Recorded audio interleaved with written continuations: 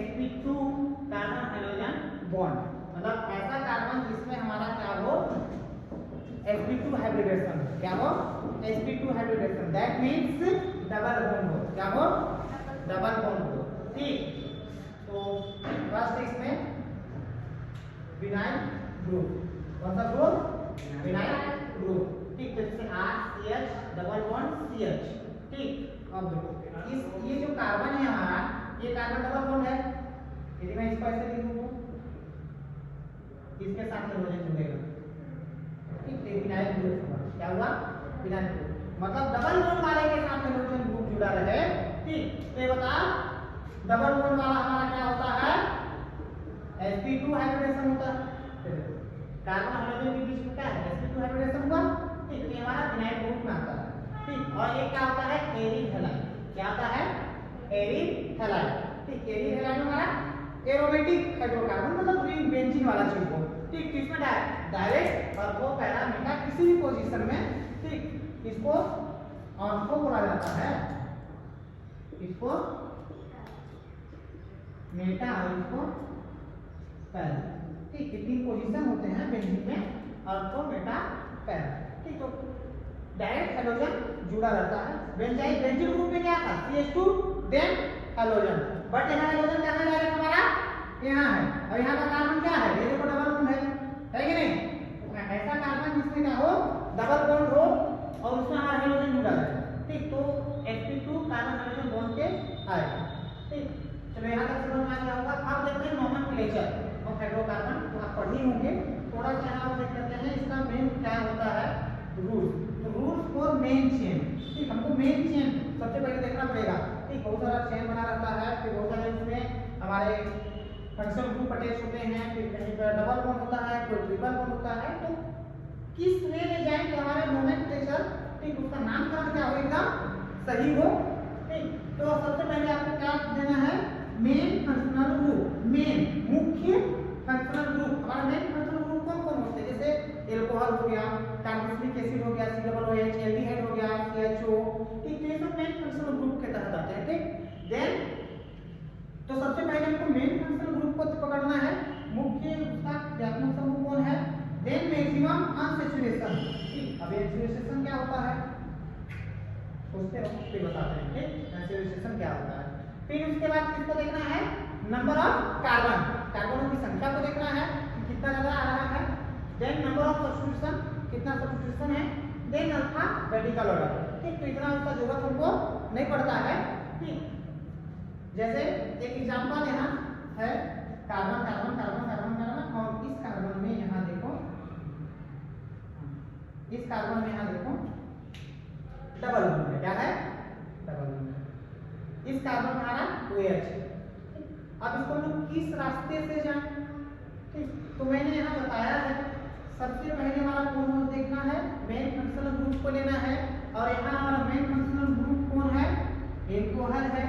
इसका मतलब हम लोग इधर से स्टार्ट करेंगे, ये पहला हो गया। ठीक, देन ये दूसरा कार्बन, अब इधर आ जाएंगे तो 3 अटक जाएंगे। ठीक, पर हमको इसको प्रायोरिटी किसको देना है, हमको प्रायोरिटी किसको देखना है मैक्सिमम और अनसैचुरेशन। अनसैचुरेशन मतलब कुछ नहीं है डबल बॉन्ड और ट्रिपल बॉन्ड। अनसैचुरेटेड हाइड्रोकार्बन देखे थे ना, उसमें कौन था डबल और ट्रिपल। ठीक, तो हमको मेन फंक्शनल ग्रुप के बाद डबल बॉन्ड और ट्रिपल बॉन्ड वाले को प्रायोरिटी देना है, तो उसको प्रायोरिटी देने के चक्कर में हम लोग ऐसे यहाँ जाएंगे कि नहीं, तो ये 2 3 4 5 6 इस तरह से हमारा कार्बन काउंट होते हुए जाएगा। फिर नंबर ऑफ कार्बन देखना है।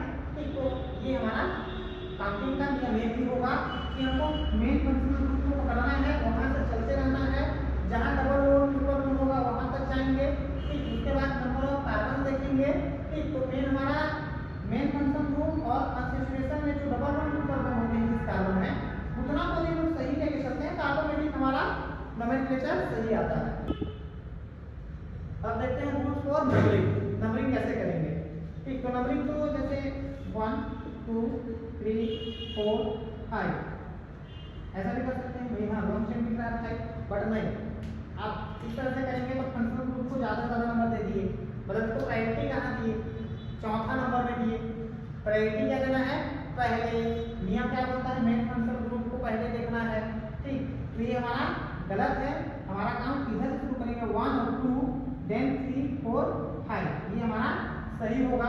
क्योंकि हमको फंक्शनल ग्रुप को, मेन फंक्शनल ग्रुप को ज्यादा प्रायोरिटी देना है, उसके बाद किसको देना रहता है, डबल बॉन्ड और ट्रिपल बॉन्ड वाले को, कॉन्स्टिट्यूशन वाले को, तो ये ऑटोमेटिक आ जा रहे हैं। Then number of carbon, number of substitution, alphabetical, ये सब का जरूरत तो नहीं पड़ता है, इतना में हमारा कवर हो जाता है। यहाँ तक समझ में आ गया होगा। अब आगे देखते हैं। ओके, तो नाम और एल्केन बनाने के लिए हम कुछ अनदर मेथड उपयोग करते हैं, जैसे फ्रॉम हाइड्रोकार्बन। किससे बनाएंगे, हाइड्रोकार्बन से, ठीक। तो हाइड्रोकार्बन में हमारा एल्कीन एल्केन तीनों होते हैं, तो जिसमें से हम क्या देख रहे हैं, एल्कीन से बनाना सीख रहे हैं। किससे, एल्कीन से। एल्कीन से कैसे बनाएंगे, ठीक। तो दो तरीका से बनाया जा सकता है एल्कीन से, addition of halogen acid and addition of direct halogen, ठीक। और कोई भी हैलोजन ले सकते हैं, ठीक। तो जैसे हमारा एल्कीन, जैसे यहाँ हाइड्रोजन हटा दो, ये हमारा काम जाएगा C2H4 एथीन, हो गया ना। तो प्रोपीन ब्यूटीन कुछ भी ले सकते हैं, और यहाँ पर फॉर एग्जांपल जैसे HCl ले लिए हैलोजन एसिड में, कुछ भी ले सकते हैं, ठीक। तो ये डबल बॉन्ड यहाँ से टूट जाएगा, क्या हो जाएगा, डबल बॉन्ड टूटेगा तो एक बॉन्ड खाली होंगे, एक बॉन्ड जब खाली हो जाएगा, एक इलेक्ट्रॉन खाली हो जाएगा, तो उनके साथ जाके ये देखो हाइड्रोजन एक के साथ जुड़ जाएगा और एक के साथ क्लोरीन जुड़ जाएगा, क्लियर, ठीक। तो हमारा एक हाइड्रोजन जुड़ जाएगा और एक क्लोरीन जुड़ जाएगा, तो क्या बन जाएगा, एल्कीन हैलाइड, ठीक। जैसे for example CH3 CH double bond CH2 plus HCl, ठीक। ये हो गया, ये हमारा क्या है, 1 2 3 मतलब प्रोपीन होगा, क्या होगा, 3 मतलब प्रोपीन और HCl। अब इसमें क्या होगा हमारा CH3 CH, अब ये CH2, अभी टूट गया। अब किसी के साथ जुड़ेगा, मैं क्या बोला, एक हाइड्रोजन है, क्लोरीन जुड़ने वाला है, किसके साथ जुड़ेगा, क्लोरीन, और किसके साथ जुड़ेगा, हाइड्रोजन, ठीक।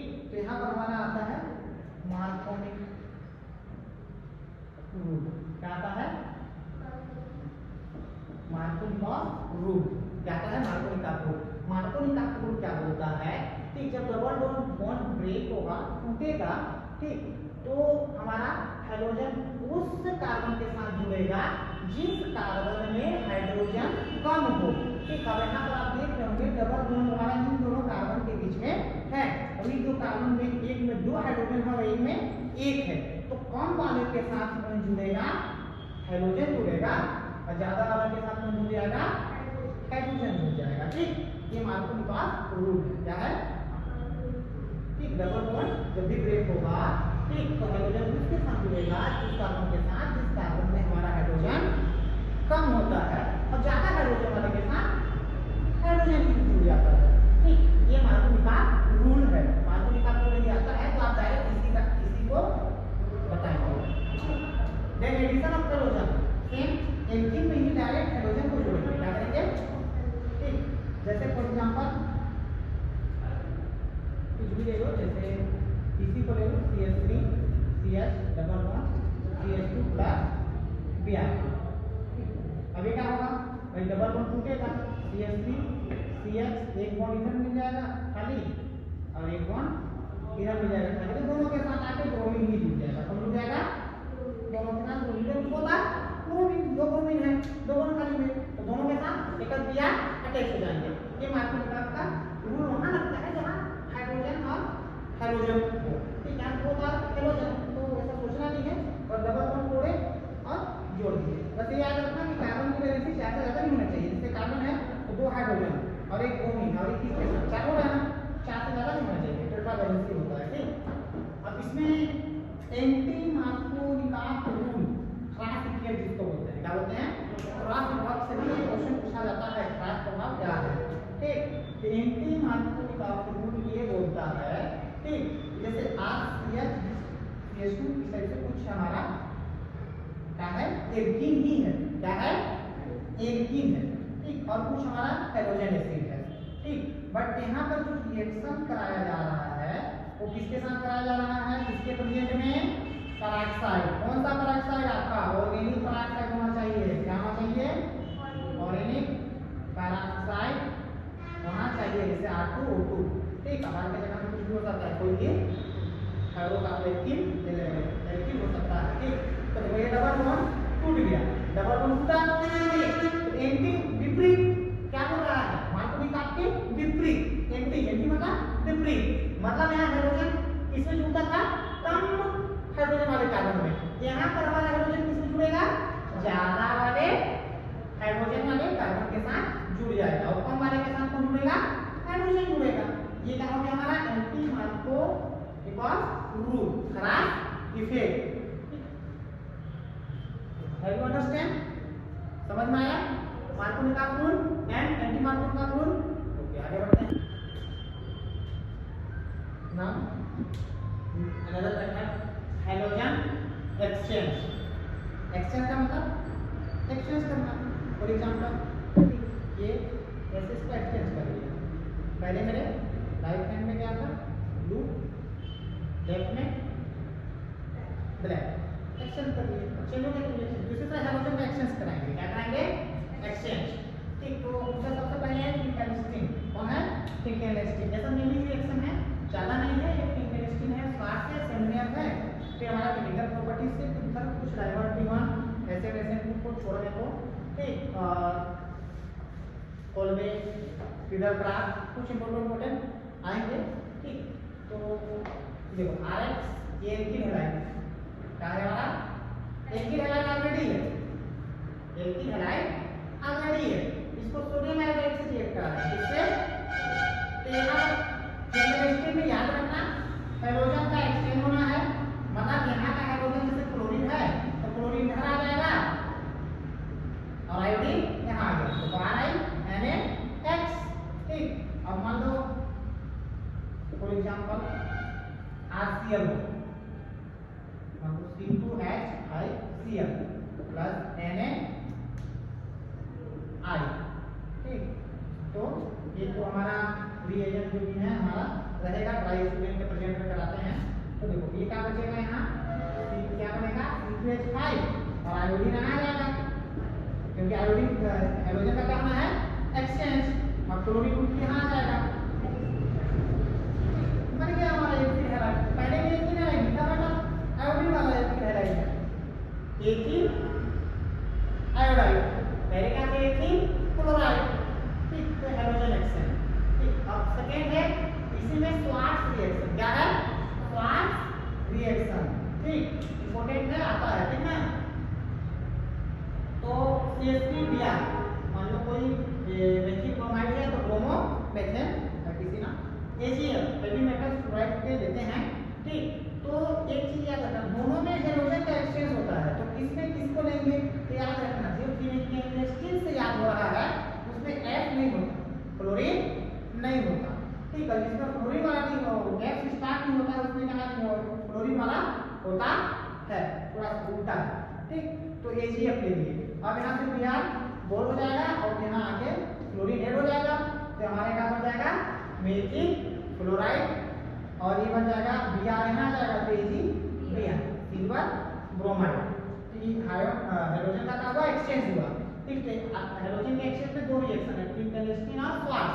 फिंकेलस्टीन में ठीक सोडियम आयोडाइड से कराया जाता है, ठीक, और स्वार्ट्ज में AgF से कराया जाता है। ठीक, मतलब दोनों में हाइड्रोजन एक्सचेंज होता है, तो इसको इस तरह से याद रख सकते हैं, फिंकेलस्टीन में F वाली चीजें नहीं होती हैं और स्वार्ट्ज में F वाली चीज होती है। ठीक, एक में सोडियम आयोडाइड और एक में AgF लेना है, बाकी इधर आप कुछ भी ले लो, बनेगा प्रोडक्ट इसी के हिसाब से।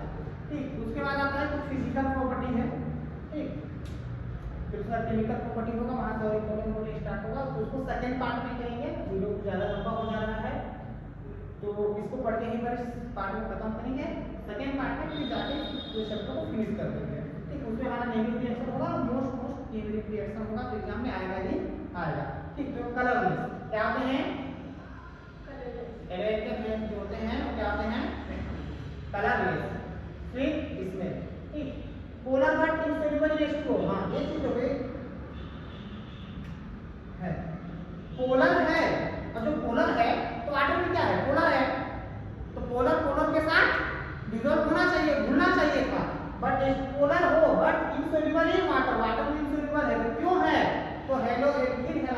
पोलर है बट वाटर में हेट करने पर डिसॉल्व नहीं होते। क्यों? इंसोल्यूबल रह जाते हैं, क्योंकि उसमें नो हाइड्रोजन बॉन्डिंग नहीं पाया जाता। तो पानी में वही घुलता है, ठीक, जो हाइड्रोजन बॉन्ड फॉर्म करता है, ठीक। सोल्यूबल इन ऑर्गेनिक मैटर, जो भी ऑर्गेनिक मैटर है सब में सोल्यूबल है, ठीक। पोलैरिटी, ठीक, तो पोलैरिटी किसकी ज्यादा होती है? क्लोरीन की, ब्रोमीन की, आयोडीन की, मतलब सीरीज में है, ठीक है। और याद रखना पोलैरिटी हमारा इनवर्टिंग प्रोपोर्शनल है, ठीक। चेंज ऑफ इलेक्ट्रोनेगेटिविटी, मतलब इलेक्ट्रोनेगेटिविटी ज्यादा, जितना ज्यादा चेंज होगा पोलैरिटी उसमें ज्यादा, उतना ही ज्यादा होगा, ठीक। तो हमारा इलेक्ट्रोनेगेटिविटी सब किसका सबसे ज्यादा है? क्लोरीन का, इससे पोलैरिटी भी ज्यादा है। उसके बाद क्लोरीन का है तो इसका पोलैरिटी अधिक है, ठीक। देन बॉइलिंग पॉइंट, तो बॉइलिंग पॉइंट क्या करता है? बॉइलिंग मतलब वेट के डायरेक्टली प्रोपोर्शनल होता है, ठीक। जैसे RH, RCl, RBr, RI, ठीक। तो मोलिकुलर वेट किसका ज्यादा होगा? आयोडीन का होगा, तो इसकी सी बात है, ठीक। तो मोलिकुलर वेट जैसे जैसे बढ़ते जाएगा, ठीक, एल्किल हैलाइड में मोलिकुलर वेट कैसे बढ़ेगा उसका वैसे बॉइलिंग पॉइंट बढ़ता जाएगा, ठीक। तो सबसे ज्यादा क्लोरीन का सबसे कम होगा, सबसे ज्यादा एल्किन का होगा। तो ये हमारा ऑर्डर हो गया, ठीक, इंक्रीजिंग ऑर्डर है। मेल्टिंग पॉइंट, तो मेल्टिंग पॉइंट को हम तीन सिमेट्री के थ्रू देखते हैं, ठीक। जैसे यहाँ पर एक बेंजीन बना दिया, ठीक, एक क्लोरीन यहाँ है, एक क्लोरीन यहाँ है, ठीक। ये भी एक बेंजीन है, ठीक। यहाँ क्लोरीन, यहाँ आर्थो में है, यहाँ मेटा में है, ठीक, यहाँ क्लोरीन पैरा में, ठीक। तो सिमेट्री का मतलब होता है जो एक दूसरे को ओवरलैप कर ले, ठीक। तो सबसे ज्यादा सिमेट्री कौन दिख रहा है? ये जो स्ट्रेट में है, ठीक। तो ये इसका मेल्टिंग पॉइंट सबसे ज्यादा होगा, देन इसका सबसे कम इसका होगा, ठीक। तो सिमेट्री पे बेस करना। तो ये आज की वीडियो यही सब होती है। एक वीडियो आपको समझने और थोड़ा बहुत भी मदद किया, समझने में हेल्प किया, ठीक। तो वीडियो को आगे बढ़ाएं, लाइक सब्सक्राइब शेयर सब कर दें, ताकि आपके प्यार से थोड़ा सा हम वीडियो को और आगे तक ले जा सकें।